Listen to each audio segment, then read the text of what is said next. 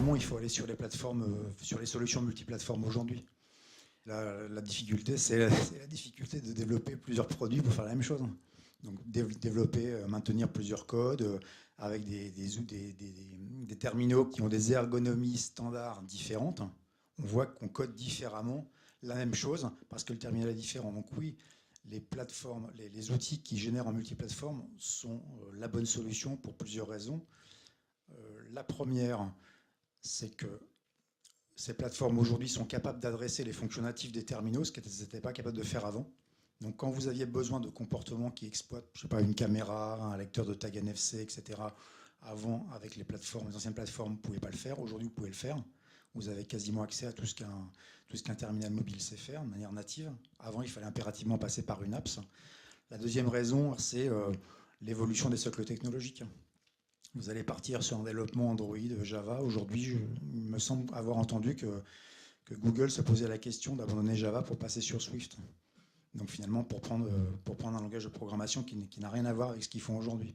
Aujourd'hui, la tendance en termes de développement, elle est tirée par les projets dont je parlais tout à l'heure, à savoir la transformation digitale des front office.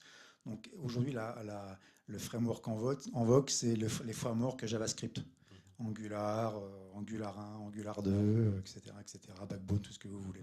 Donc ça permet de faire des applications hyper fines en termes de personnalisation pour le client qui va se retrouver face à son terminal, face à son téléphone, face à sa tablette, face à même son écran d'ordinateur. Ça reste du code. Donc c'est soumis à la problématique d'obsolescence technique. Moi j'ai des clients qui démarrent tout juste des nouveaux projets de refonte de SI en Angular 1. Angular 1, c'est fini, c'est Angular 2 qui arrive. Et quand on passe de Angular 1 à Angular 2, il faut tout refaire. Donc c'est dommage d'avoir fait ce choix-là, mais c'est difficile de tout révolutionner.